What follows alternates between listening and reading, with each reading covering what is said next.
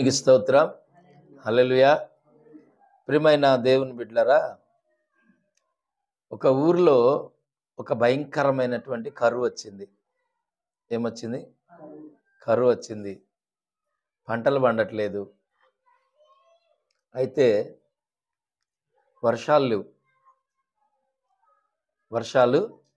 లేవు, పంటలు పండట్లా. ఒక్కడే దైవజనుడు ఒక కొండ మీదకి వెళ్ళి ప్రార్థన చేస్తూ ఉన్నాడు. ఒక్కడా 100 మందా? ఏమండి? ఒక్కడే. ప్రార్థనా పరుడు ఒక్కడు చాలు మందిరంలో. దేవుని స్తోత్రం. హల్లెలూయా. ఇంటి నిండా ఒక్కొక్క ఇంట్లో గంపలు గంపలు ఉంటారు జనాలు, కానీ పని చేసేవాడు ఒక్కడే ఉంటాడు. ఒక్కడు పని చేస్తే అందరు తింటారు. అలా తినేవాళ్ళు మనకు అక్కర్లేదు. దేవుని స్తోత్రం. ఇప్పుడు పని చేసేవాడు కావాలి. దేవుని మహిమ కలుగును గాక. ఎవరు కావాలి? పని చేసేవాళ్ళు కావాలి. పని చేసేవాడు ఒక్కడున్నా 10 మందికి పెట్టగలడు. దేవుని స్తోత్రం. పని చేసేవాడు ఒక్కడున్నా 10 మందికి పెడతాడు. పని చేయని వారు 10 మంది ఉన్నా వ్యర్థమే. దేవుని మహిమ కలుగును గాక. ఆ ఇంట్లో కరువే ఉంటుంది. పని చేయని వాళ్ళు 10 మంది ఉన్నా ఆ ఇంట్లో ఏముంటుంది? కరువు ఉంటుంది. ఎందుకంటే ఎవరు పని చేయరు, ఎవరు కూడా పని చేయరు. తినడానికి ఏమి ఉండదు, ఏ సంపాదన ఉండదు. అందుకని ఎంతమంది ఉన్నా కూడా కరువే ఉంటుంది. కానీ కష్టపడేవాడు ఒక్కడుంటే చాలు, ఆ ఇంట్లో సమృద్ధి ఉంటుంది. ఈ సత్యము మనం తెలుసుకోవాలి. ఒక్కడే దైవజనుడు ఆ యొక్క కర్మేల్ అనేటువంటి పర్వతం మీద ఆయన ఏం చేస్తున్నాడు? ప్రార్థన చేస్తున్నాడు. దేని కొరకు ప్రార్థన చేస్తున్నాడంటే వర్షం కొరకు. దేవుని స్తోత్రం. వర్షం పడాలి. వర్షం పడితే పంటలు పండుతాయి, కరువు పోద్ది, ప్రజలందరికీ ఆహారం సమృద్ధిగా దొరుకుతుందని ఒక్కడే ఆ కర్మేలు పర్వతం మీదకి వెళ్ళి మోకాళ్ళేసి ప్రార్థన చేస్తూ ఉన్నాడు. దేవుని మహిమ కలుగును గాక. ఈరోజు మనలో కూడా అలాంటి పట్టుదల ఉండాలి. ఈ సంఘం ఈరోజు ఎవరు లేకపోవచ్చు, రేపు వస్తారు. దేవుని స్తోత్రం. ఇవాళ ఉండొచ్చు, రేపు పోవచ్చు. మనకు సంఘము ముఖ్యం కాదు, ప్రార్థన చేసేవాళ్ళు ముఖ్యం. దేవుని స్తోత్రం. ప్రార్థన చేసేవాళ్ళు కావాలి, భారము కలిగి పని చేసేవాళ్ళు కావాలి. వ్యర్థమైన వాళ్ళు ఎందుకు? పని చేసేవాళ్ళు కావాలి మనకి. పనికి మాలిన వాళ్ళు ఎంతమంది ఉంటే మాత్రం ఉపయోగము, సుఖం లేదు. ఈ మాట అంటే చాలా మంది కోపం వస్తుంది, కానీ ఆ కోపాలు రాకూడదు. అలా ఆ కోపము, ఆ రోషం అనేది దేవుని పనిలో రావాలి. హల్లెలూయా. వృధా కోపం ఎందుకు? నీకు నిజంగా నీ కోపం ఉంటే, నీకు రోషం ఉంటే 4 కుటుంబాలకు సువార్త ప్రకటించు. నిజంగా నీ కోపం ఉంటే, నీకు రోషం ఉంటే 4 కుటుంబాలకు సువార్త ప్రకటించు. అది నిజమైన కోపం, అది నిజమైన రోషం. నేను నా తండ్రి పనిలో ఉన్నానన్నటువంటి రోషం ఉంటుంది. దేవుని స్తోత్రం. హల్లెలూయా. వ్యర్థమైనటువంటి రోషాలు, వ్యర్థమైన కోపాలు చాలా మందికి వస్తాయి, కానీ దానివల్ల ఉపయోగం ఏమి? చేతగాని అంట. దేవుని స్తోత్రం. అవన్నీ వేస్ట్. యేసుక్రీస్తు ప్రభువారికి కూడా కోపం వచ్చిందంట. రాత్రి ఆయన చెప్పాడు కదా, విన్నారా మీరు? యేసుక్రీస్తు ప్రభువారి కోపం వస్తే ఆయన ఏం చేశాడంటే, లోకములో ఉన్నటువంటి ప్రతి పాపం అంతా కూడా నేనే మోస్తానని వచ్చాడంట. దేవుని స్తోత్రం. హల్లెలూయా. ఆయనకు కూడా కోపం వచ్చినప్పుడు అందరి పాపాలు నేను మోస్తాను, వీళ్ళందరి కోసము నేను రక్తం చిందిస్తాను, వీళ్ళందరి కోసము నేను నా ప్రాణాన్ని అర్పిస్తానని చెప్పి ఆయన వచ్చాడంట. దేవుని స్తోత్రం. మన కోపం వస్తే చర్చి వదిలిపెట్టి వెళ్ళిపోతాం. మన కోపం వస్తే మాట్లాడటం బంద్ చేస్తాం. అదేమి కోపం అండి? దేవునికి మహిమ కలుగును గాక. అది కాదు కోపం. నీకు నిజమైన కోపం వస్తే కొన్ని కుటుంబాలకు సువార్త ప్రకటించు. దేవుని స్తోత్రం. అపవాది చెడగొడుతుంది. అపవాది చేసే ప్లాన్ని నువ్వు చెడగొట్టు. అపవాది చేసేదాన్ని నిజంగా నువ్వు దేవుని బిడ్డవైతే, నీ కోపం, రోషం ఉంటే, పౌరుషం ఉంటే అపవాది మీద ఫైట్ చేయి. దేవుని స్తోత్రం. హల్లెలూయా. అపవాది మీద యుద్ధం చేయి, అపవాదిని ఓడించు. అపవాది చేతిలో బంధించబడ్డారు చూసారా, వాళ్ళను విడిపించు.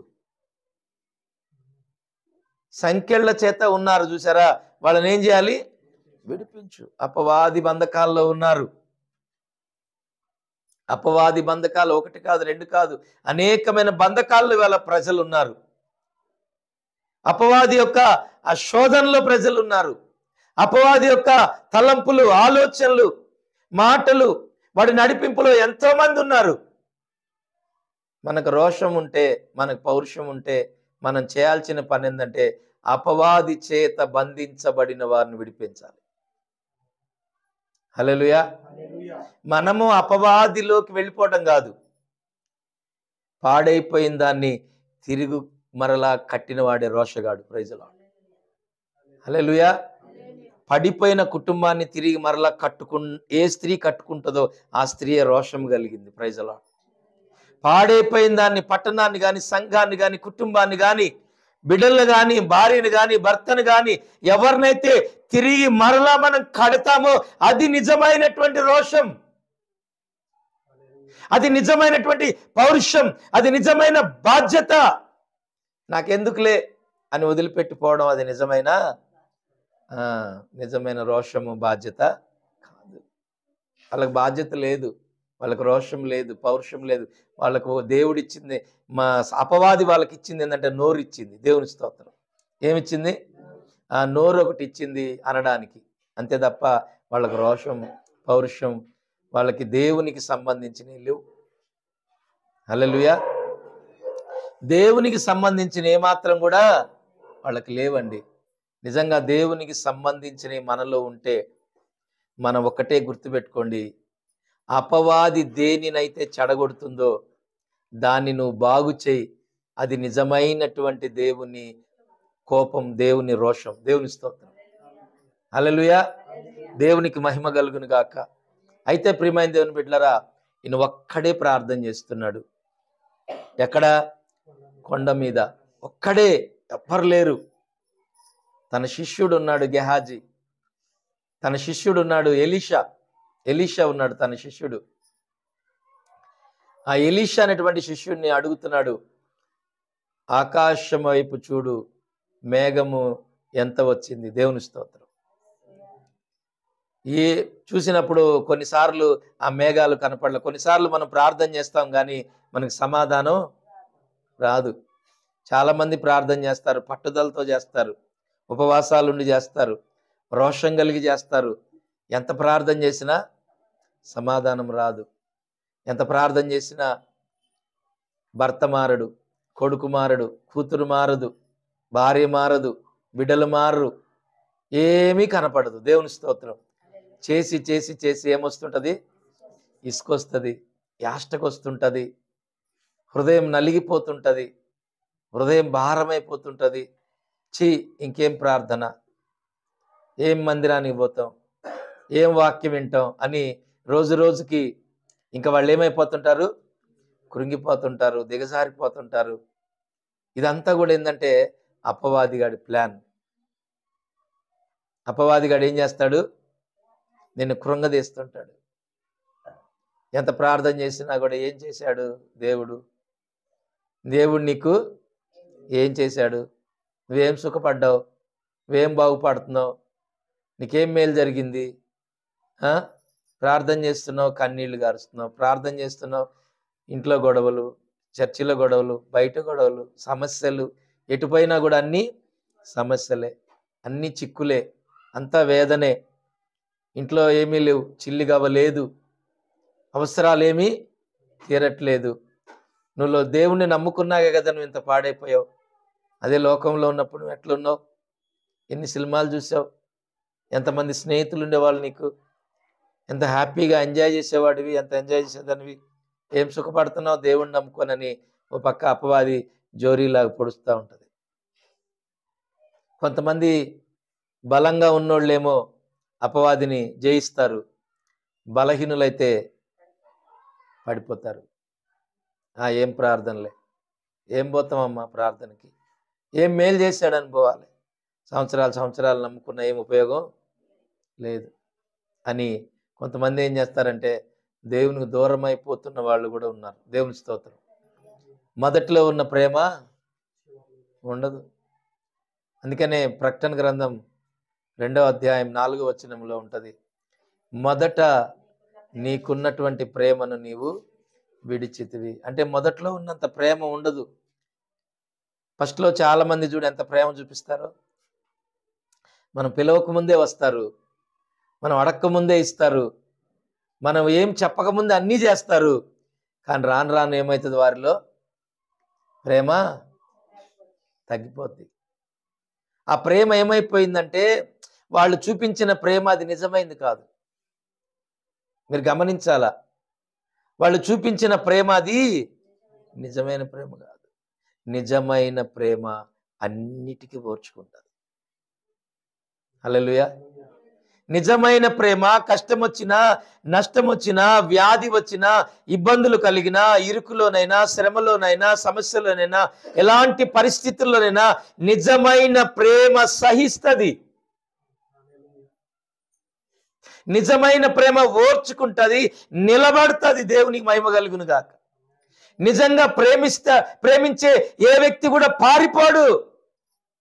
నిజంగా ప్రేమించే ఏ వ్యక్తి కూడా పారిపోదు, నిలబడి సాధించుకుంటారు. దేవుని మహిమ కలుగును గాక. హల్లెలూయా. ప్రేమ అది నిజమైనదైతే నిలబడుతుంది, అది అబద్ధమైన ప్రేమ అయితే వాళ్ళ మధ్యలోనే వెళ్ళిపోతారు. దేవుని స్తోత్రం. హల్లెలూయా. మధ్యలోనే వెళ్ళిపోతారు. అది నిజమైన ప్రేమ కాదు. అందుకనే అక్కడ ఆ మాట ఉంది, మొదటి నీకుండిన ప్రేమ నీ వదిలితివి. చదవండి. నీ మీద తప్పు ఒకటి మోపవలసి ఉన్నది. చాలండి. మొదటిలో నీకున్న ప్రేమ నువ్వు వదిలేసావు. ఇది దేవుడు అడుగుతున్నాడు, నువ్వెందుకు నన్ను ప్రేమించట్లేదు ఇదివరకు లాగా? ప్రైజ్లా. భార్యాభర్తలు అడుగుతారు, తల్లిదండ్రులు పిల్లల్ని అడుగుతారు, పిల్లలు తల్లిదండ్రులను అడుగుతారు, మొదట్లో నీకున్నంత ప్రేమ ఇప్పుడు నా మీద లేదు, నన్ను ఎందుకు అప్పట్లాగా ప్రేమించట్లేదు, అప్పట్లాగా నువ్వు నన్ను ఎందుకు చూడట్లేదు, ఫస్ట్లో ఎంత బాగున్నావు, ఇప్పుడు ఏమైంది నీకు అన్నాడు. ఇంట్లో కూడా ఇలాంటివి వస్తుంటాయి. అదే మాట ఇక్కడ యేసు ప్రభు కూడా అడుగుతున్నాడు, మొదట్లో నీకున్న ప్రేమ నీవు వదిలిపెట్టావు. మొదట్లో ఉన్న ప్రేమ ఎందుకు వదిలిపెట్టావు అంటే నువ్వు మరొకరిని ప్రేమిస్తున్నావు. Praise the Lord. నీలో ప్రేమ తగ్గిందంటే నీలో ఉన్న ప్రేమ ఇంకెక్కడో చూపిస్తుంది. దేవుని స్తోత్రం. ఇంటికొచ్చిన భర్త మాట చెప్తున్నాను, ఇంటికొచ్చిన భర్త ఒకవేళ ప్రేమతో పెడితే తింటాడు ఓ ముద్ద, అది కారం వేసి పెట్టినా తింటాడు. అదే నువ్వు ద్వేషంతో, కోపంతో, అసూయతో పెడితే తింటాడా? ప్రేమ ఉంటే భార్య అయినా కూడా ఏమి లేకపోయినా కూడా కాపురం చేస్తుంది, సర్దుకుపోతుంది. అదే ప్రేమ లేకపోతే నువ్వు ఎన్ని తెచ్చిపెట్టినా కూడా ఆ కుటుంబంలో సమాధానం ఉండదు. దేవుని మహిమ కలుగును గాక. అలాగే ప్రియమైన దేవుని బిడ్డలారా, ప్రేమ ద్వారా దేనైనా మనం సాధించవచ్చు. పగ, ద్వేషంతో ఏమీ సాధించలేం. కొంతమంది ప్రేమిస్తారు కానీ అది నిజమైన ప్రేమ కాదు. ఆ ప్రేమ ఏంటంటే అది మనల్ని వాడుకోవడానికి, మనల్ని పాడు చేయడానికి, వాళ్ళ అవసరాలు తీర్చుకోవడానికి మనల్ని ప్రేమిస్తారు కొంతమంది. ఒకవేళ వాళ్ళ అవసరాలు తీరిపోయినాయి అనుకోండి, వాళ్ళ పనులు జరిగిపోయినాయి అనుకోండి, ఇక ఆ ప్రేమ మన మీద ఉండదు. ఎందుకు? వాళ్ళు అనుకున్నది చేసేశారు, చేయాలనుకున్నది చేసేశారు, అంతవరకు మనం వాడుకున్నారు, మనల్ని ఇంక వదిలేశారు. దేవుని స్తోత్రం. ఇంకా తర్వాత వారిలో ప్రేమ చూద్దామన్నా కూడా మనకి కనబడదు. కానీ యేసయ్య ప్రేమ అలాంటిది కాదు. Praise the Lord. యేసయ్య మనల్ని విడవలేదని అంటాడు. నేను నిన్ను విడువను, నేను నిన్ను ఎడబాయను అన్నాడు. ఇశ్రాయేలీయులను కాపాడువాడు, కునుకడు, నిద్రపోడు. ఆయన ప్రేమ నిజమైంది కాబట్టే ఆయన ఆఖరి రక్తపు బొట్టు వరకు మనకు కోసం కార్చాడు. హల్లెలూయా. ఎక్కడైనా కూడా దేవుడు మానవుణ్ణి విడిచిపెట్టాడు ఎక్కడ కూడా లేదు. మనం పరిశుద్ధులమై ఉంటే మనల్ని ప్రేమించలేదు దేవుడు. మనం పాపులుగా ఉన్నప్పుడే దేవుడు మనల్ని ప్రేమించాడు. మనం రోతలో ఉన్నప్పుడే దేవుడు మనల్ని ప్రేమించాడు. ఆయనకు వ్యతిరేకమైన మార్గాల్లో మనం వెళుతున్నప్పుడే దేవుడు మనల్ని ప్రేమించాడు. అలా ప్రేమించి ఆయన ప్రేమ చూపించి ఆయనకు మనల్ని దగ్గరగా చేసుకున్నాడు. Praise Lord. ఇలా ఒక అద్భుతం చెప్పనా, ఎవరు ఉన్నా ఎవరు లేకున్నా ఇంకా యేసయ్యను పట్టుకొని ఉన్నాము అంటే కారణం ఏంటో తెలుసా? ఆయన మన మీద చూపుతున్న ప్రేమ. హల్లెలూయా. ఆయన మన మీద చూపుతున్న ప్రేమ కట్టిపడేసింది. Praise lord. ఎవరు లేకపోవచ్చు, ఎవరు రాకపోవచ్చు, నీ గురించి ఆలోచించేవారు ఎవరు లేకపోయినా ఒక వ్యక్తి ఉన్నాడు.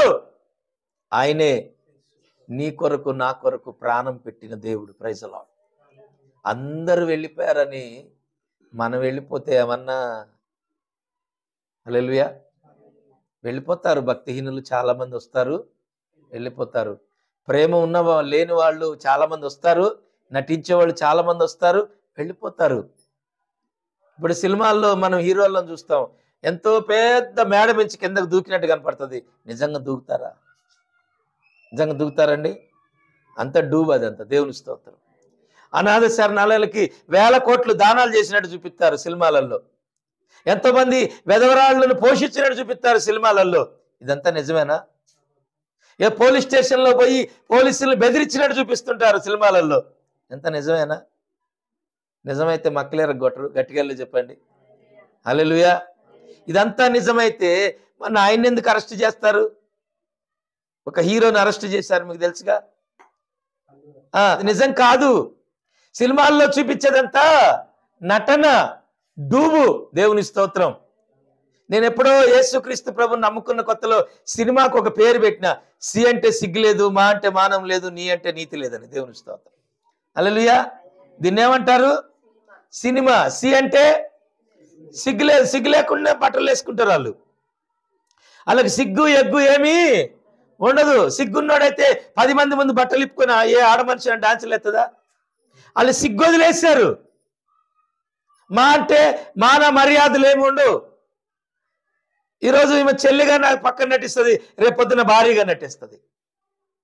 తెలీదా? అవునా కదా? ఆమె చెల్లి, ఆమె తల్లి, ఆమె భార్య, ఆమె ఇంకా దేవునికి మహిమ కలుగును గాక. దానికి మాన మర్యాదలేమి ఉండవు. ఒకవేళ నువ్వు అడిగావు అనుకో, ఏంటి బ్రదర్ ఇది నటన? డబ్బు కోసం మేము నటిస్తున్నాం. Praise lord. దేని కొరకు? డబ్బు కోసం మేము నటిస్తున్నాం అంటారు. వాస్తవమే. వాళ్ళని చూసి మనం చెడిపోకూడదు. Praise lord. వాళ్ళని చూసి మనం చెడిపోకూడదు. వాళ్ళని చూసి అది అబద్ధం అని మనం తెలుసుకోవాలి. కొందరు మన మీద చూపించే ప్రేమ అబద్ధం. యేసయ్య చూపించేది అది అబద్ధం కాదు, అది నటన కాదు. దేవుని మహిమ కలుగును గాక. ఒక విషయం చెప్పనా? నీ అంటే నీతి లేదు, దానికి ఏం లేదు? నీతి లేదు. ఎవ్వరు నీతిగా ఉండరు, ఎవరు నీతిగా అక్కడ ఉండరు. వాళ్ళకి కావలసింది డబ్బు. ఏం కావాలి? ఎవరు డబ్బులు ఇస్తే వాళ్ళతో వాళ్ళు నటనలు చేస్తారు. దేవుని స్తోత్రం. ఎవరు డబ్బులు ఇస్తే వారికి జైలు కొడతారు, ఎవరికి డబ్బులు ఇస్తే వాళ్ళతో యాక్టింగ్లు చేస్తారు. అదంతా కూడా వట్టి నటన, వట్టి యాక్టింగ్. అదంతా కూడా డబ్బు కోసం, డబ్బు కోసం. ప్రియమైన దేవుని బిడ్డలారా, అలాంటి సినిమాలను చూసి ఎంతో మంది వారి జీవితాలను నాశనం చేసుకుంటున్నారు. Praise Lord. ఎంతో మంది వారి జీవితాలను పాడు చేసుకుంటున్నారు, ఎంతో మంది ఆగమైపోతున్నారు. కానీ యేసుక్రీస్తు ప్రభువుది మాత్రం నటన కాదండి, ఇది నిజం. Praise Lord. ఇదేంటండి? నిజం. యేసుక్రీస్తు ప్రభువారు నిజంగా ఈ లోకానికి వచ్చాడు. నిజంగా ఈ లోకంలో ఉన్న మనుషుల మీద ఉన్నటువంటి ప్రతి పాపమును ఆయన మోసాడు. దేవుని స్తోత్రం. ప్రతి మానవాళి యొక్క పాపము కొరకు, వారి రక్షణ కొరకు ఆయన ఏం చేశాడంటే ఆయన ప్రాణాన్ని పెట్టాడు. ఆఖరి రక్తపు బొట్టు వరకు కార్చాడు. ఆయన అంటాడు, మరలా నేను తిరిగి వస్తాను. Praise Lord. హల్లెలూయా. మరలా వస్తానన్నాడు. ప్రకటన గ్రంథం 3వ అధ్యాయం 11వ వచనం చదవండి. ప్రకటన గ్రంథం 3వ అధ్యాయం 11వ వచనం. నేను త్వరగా వచ్చుచున్నాను, ఎవడును నీ కిరీటము నపహరింపకుండునట్లు నీకు కలిగిన దానిని గట్టిగా పట్టుకో. హల్లెలూయా. యేసుక్రీస్తు ప్రభు అంటున్నాడు, నేను త్వరగా వచ్చుచున్నాను. రక్షణ అనేటువంటి కిరీటం దేవుడు మనకిచ్చాడు. ఏ కిరీటం దేవుడు మనకిచ్చాడు? రక్షణ కిరీటం ఇచ్చాడు. Praise the Lord. ఈ రక్షణ కిరీటం, బాప్తిసం అనే కిరీటం, పరిశుద్ధత అనే కిరీటం, నీతి అనే కిరీటం దేవుడు మనకిచ్చాడు. వాటిని మనం గట్టిగా పట్టుకోవాలి. ఎక్కడ పడితే అక్కడ మనం తాకట్టు పెట్టేవారిగా ఉండకూడదు. అబద్ధమాడినా, మోసం చేసిన, దేవునికి నచ్చని పనులు చేసిన, దేవునికి ఇష్టం లేనిటువంటి సహవాసాలతో మనం కొనసాగిన, ఇదంతా కూడా ఆయన మనకిచ్చిన కిరీటాన్ని మనం తాకట్టు పెట్టినట్టే. Praise the Lord. హల్లెలూయా. నీ పిల్లలు ఎవరి దగ్గరికన్నా వెళ్ళి దేహి అని చేయి చాపితే నీకెంత బాధ అనిపిస్తుంది కదా? తల్లిగా నువ్వు ఉండి, తండ్రిగా నువ్వు బ్రతికుండి, నీ కడుపును పుట్టిన బిడ్డలు ఎవరి దగ్గరకో వెళ్ళి దేహి మరి సహాయం చేయండి అని ఎవరినన్నా చేతులు చాపితే ఎంత బాధగా ఉంటుంది. అలాగే నువ్వు కూడా ఎవరికైనా నువ్వు చేతులు చాపితే ఖచ్చితంగా దేవుడు బాధపడతాడు. Praise the Lord. హల్లెలూయా. దేవుడు బాధపడతాడు. ఇవాళ చాలా మంది, ఇవాళ అనేక మందికి వెళ్ళి చేతులు చాపుతున్నారు. దేవుని స్తోత్రం. హల్లెలూయా. మా సహాయం చేయండి. వాళ్ళ రాజకీయ నాయకుల దగ్గరికి వెళ్ళి ఎంతో మంది సేవకులు చేతులు చాపుతున్నారు. దేవుని స్తోత్రం. మేము అన్నదానం చేస్తున్నామండి, మాకేదైనా సాయం చేయండి. మేము క్రిస్మస్ మీటింగ్ పెడుతున్నామండి, మాకేదైనా సాయం చేయండి. మా పాస్టర్లందరూ పేదోళ్ళండి. ఎవరంట? ఎవరు? పేదవాళ్ళండి. మా పాస్టర్లందరూ పేదోళ్ళు. మీరు ఏదైనా గొడ్డ మొక్కలు ఇస్తే వాళ్ళు కట్టుకుంటారండి. మనం పేదోళ్ళమండి? మన దేవుడు పేదోడా అండి? పేదోడా? మన దేవుడు పేదోడా? బైబిల్లో ఎక్కడనుంది ఆయన పేదోడని? ఆయన ధనవంతుడై ఉండి. Praise the Lord. ఎవరైనా ఆయన ధనవంతుడై ఉండి మన కొరకు దరిద్రుడాయను. ఎందుకు? మనల్ని ధనవంతులు చేయడానికి. Praise the Lord. మనం ధనవంతులం కావాలని ఆయన ధనవంతుడై ఉండి మన దారిద్రాన్ని ఆయన అనుభవించాడు. మన దారిద్రాన్ని ఆయన అనుభవించాడు. మనోళ్ళు ఏం చేస్తారని దరిద్రులాగా వెళ్ళి వాళ్ళకి చేతులు చాపుతూ ఉంటారు. మాకు గుడ్డలు లేవండి, మా పాస్టర్లందరూ ఎవరంట? పేదోళ్ళు. మీరు గుడ్డ ముక్కలు ఇస్తే కట్టుకుంటారండి, మీరు ఏదన్నా 100, 50 సాయం చేస్తే మేము బౌలు వండుకొని తింటామండి. దేవుడు ఎంత అవమానపడతాడండి అక్కడ. నీ బిడ్డే వెళ్ళి, నీ కూతురే, నీ కొడుకో వెళ్ళి ఎవరికన్నా చేతులు చాపితే నీకు ఎట్లా అనిపిస్తుంది? బాధ కాదు, చచ్చిపోవాలనిపిస్తుంది. దేవుని స్తోత్రం కదా. ఎంత బాధ అనిపిస్తుంది, నలిగిపోతుంది హృదయం. ఇవాళ ఎంతో మంది యేసుక్రీస్తు ప్రభు హృదయాన్ని నలగొడుతున్నారు. Praise the lord. యేసుక్రీస్తుని నడి రోడ్డు మీద బాహాటంగా అవమానపరుస్తున్నటువంటి వ్యక్తులు ఎంతో మంది ఉన్నారు. దేవుని స్తోత్రం. హల్లెలూయా. అవును, మరి అవమానపరిచేవారు ఉన్నారు, తాకట్టు పెడుతున్నారు.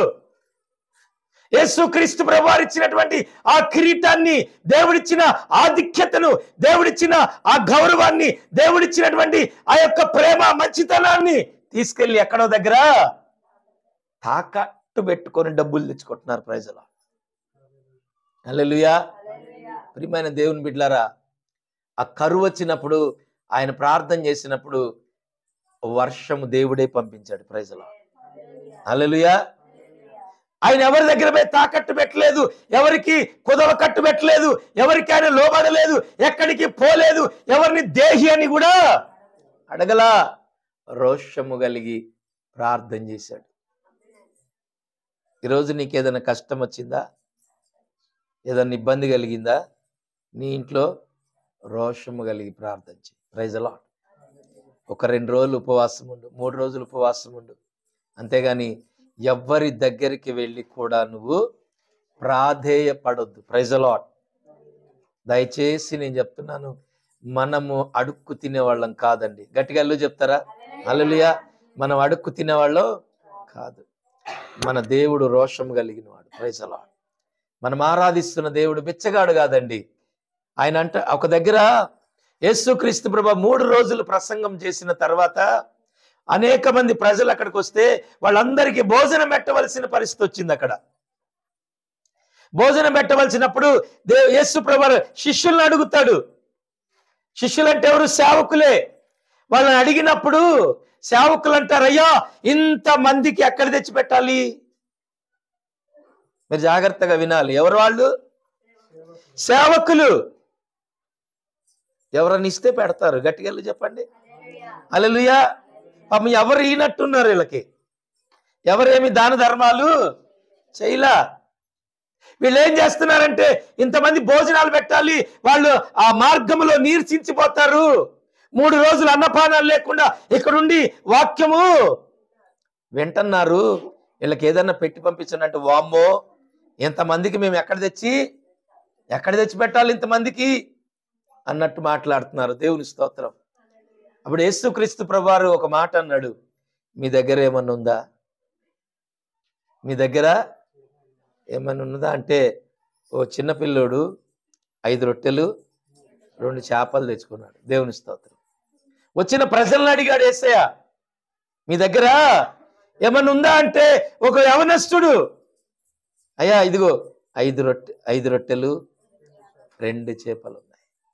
ఆ 5 రొట్టెలు 2 చేపలు తీసుకొచ్చి యేసయ్య చేతిలో పెడితే ఆయన ఆకాశము తట్టు ఎత్తి తండ్రికి కృతజ్ఞతాస్తుతులు చెల్లించి విరిచి ఆ గంపలో వేస్తే 5,000 మంది భోజనం చేశారు. హల్లెలూయా చెప్పరేందండి? 2 చేతులు ఎత్తి చెప్దాం హల్లెలూయా. హల్లెలూయా. ఎన్ని రొట్టెలు? 5 రొట్టెలు. ఎన్ని చేపలు? 2 చిన్న చేపలు. ఎన్ని వేల మందికి భోజనం పెట్టాడు? 5,000 మందికి భోజనం పెట్టగా 12 గంపలు మిగిలినాయి. మన దేవుడు బిచ్చగాడు కాదు, మనం అడుక్కోవడానికి. గట్టిగా చెప్పండి. మన దేవుడు బిచ్చగాడు కాదు. ఒకరోజు కానాను అనేటువంటి పెళ్లి విందుకు వెళ్ళాడు దేవుడు యేసుక్రీస్తు ప్రభువారు. ఆయన కూడా పిలిచారు వివాహానికి పిలిచినప్పుడు అక్కడ ఏమైపోయిందంటే ఆ వివాహంలో ద్రాక్షారసం అయిపోయింది. ఏమైపోయింది? ఆ వివాహం అనే విందులో ద్రాక్షారసం అయిపోయింది. ద్రాక్షారసం లేని పెళ్లి విందు అవమానకరమైందంట ఆ రోజుల్లో. Praise the Lord. యూదుల సాంప్రదాయ ప్రకారం వచ్చిన ప్రతి ఒక్కరికి ముందు ద్రాక్షారసం ఇవ్వాలి. అయితే ఆ సాంప్రదాయం ఆడేమైపోయింది? ద్రాక్షారసం అయిపోయింది. దేవుని మహిమ కలుగును గాక. అందరూ ఫీల్ అక్కడ ఆ యొక్క పెళ్లి ఏర్పాటు చేసిన వాళ్ళంతా ఫీల్ అయిపోతారు. బాధే కదా. అయ్యో వచ్చిన పెద్దలు చాలా మంది వస్తారు, వాళ్ళందరికీ ఏమి ఇవ్వాలి? ఇంట్లో ఇప్పుడు మీరైనా ఏదైనా చేస్తారు, మధ్యలో భోజనం అయిపోతే ఏం చేస్తారు? చాలా మందిని పిలుస్తారు కదా. మధ్యలో భోజనం అయిపోయింది, లేదా కూర అయిపోయింది, చికెన్ ఏదో అయిపోయింది, బాధ కదా. అదే ఉన్న ఆ యొక్క వివాహ విందులు అదే బాధ. అప్పుడు మరియమ్మ తల్లి వచ్చి యేసు ప్రభుతో చెప్తుంది, అయ్యా ఏదో ఒకటి నువ్వే చేయాలి. Praise the Lord. హల్లెలూయా. అక్కడ చాలా మంది ఉన్నారు, చాలా మంది గొప్పవాళ్ళు ఉన్నారు, నాయకులు ఉన్నారు, శాస్త్రులు ఉన్నారు, పరిసయ్యులు ఉన్నారు, చాలా మంది ఉన్నారు. కానీ మరియమ్మ తల్లి వచ్చి ఎవరికి చెప్పింది? యేసుక్రీస్తు ప్రభువారికే చెప్పింది. నీకే కష్టం వచ్చినా నువ్వు ఆయనకే చెప్పుకోవాలి. నీకే ఇబ్బంది కలిగినా నువ్వు ఆయనకే చెప్పుకోవాలి. నువ్వెవరికి చెప్పుకున్న ప్రయోజనం లేదు, దాని వలన నీకు ఉపయోగం లేదు. అయితే ప్రియమైన దేవుని బిడ్డలారా, మరియమ్మ తల్లి వెళ్ళి యేసు ప్రభువారికి చెప్తే ఆయన అన్నాడు, అమ్మా నాకు ఇంకా సమయం రాలేదు అంటే ఆ తర్వాత యేసుక్రీస్తు ప్రభువారు ఒక మాట అన్నాడు, 6 రాతి బాణలు. ఏ బాణలు? రాతి బాణలు నీళ్లతో నింపండి అని చెబుతాడు. Praise the Lord. దేంతో నింపారండి? నీటితోటి నింపి పెట్టారు రాతి బాణలు. ఆయన ప్రార్థన చేస్తే అవి ద్రాక్షారసముగా మారినాయి. అలా 2 చేతులు ఎత్తి చూద్దామా? హల్లెలూయా. 6 రాతి బాణలు నీళ్లతో నింపితే యేసయ్య ప్రార్థన చేస్తే అవి ద్రాక్షారసంగా మారిపోయినాయి. ఆ ద్రాక్షారసం తీసుకొని వెళ్ళి పోస్తుంటే చాలా మంది ఏమన్నారు తెలుసా? ఎవరైనా మత్తులో ఉన్నప్పుడు జబ్బు ద్రాక్షారసం పోస్తారు, మీరు ముందేమో మంచి పనికి మాలిన ద్రాక్షారసం పోశారు, తర్వాత ఏమో ఇంత మంచి ద్రాక్షారసం పోస్తున్నారు అన్నారు. దేవుని స్తోత్రం. హల్లెలూయా. ముందు తాగిన ద్రాక్షారసం కంటే కూడా తర్వాత యేసు ప్రభు ప్రార్థన చేసిన తర్వాత ఆ ద్రాక్షారసం ఇంకా మధురంగా మారిపోయిందట. ఈరోజు నీ జీవితంలో ఏమైనా చేదైన అనుభవాలు ఉంటే అవి మధురంగా మార్చిపడతాయి. అంతకు ముందున్నాయి వదిలేసాయి, కానీ నువ్వు యేసయ్య మీద ఆధారపడు. Praise the Lord. యేసయ్య ఒక్కసారి నీ గురించి ఆలోచన చేస్తే నీ పరిస్థితులే మారిపోతాయి. నువ్వు ఆలోచించాలి యేసయ్య గురించి. Praise the Lord. నేను మొదటిగా చెప్పింది ఏంటంటే, మొదటిగా ఉన్న ప్రేమను వదిలిపెట్టొద్దు. Praise the lord. మొదటిలో నీకున్న ప్రేమ వదిలిపెట్టొద్దు. ఎందుకంటే చాలా మంది నీ ఇంటికి ఎంతో మంది నీ బంధువులు వస్తారు, చుట్టాలు వస్తారు, స్నేహితులు వస్తారు, శ్రేయభిలాషులు ఎంతో మందిని మనం పిలుచుకుంటాం. కొన్ని సందర్భాల్లో అందరూ నిన్ను ఒకేలాగా ప్రేమిస్తారా? ప్రేమిస్తారా? అందరూ నీకు ఇష్టమైన వారు ఉంటారు, అందులో ఉండరు కదా. ఎవరో ఒకలో ఇద్దరో ఇష్టమైన వాళ్ళు ఉంటారు. దేవుని మహిమ కలుగును గాక.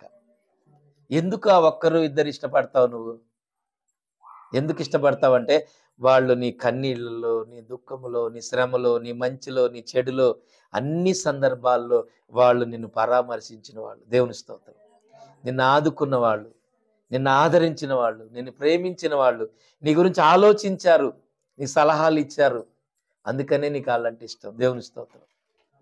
ఇక్కడికి వచ్చే వాళ్ళందరూ మనల్ని ప్రేమించేవారు రారండి. అందరూ రారు. ఎవరో ఒకళ్ళిద్దరు ఉంటారు.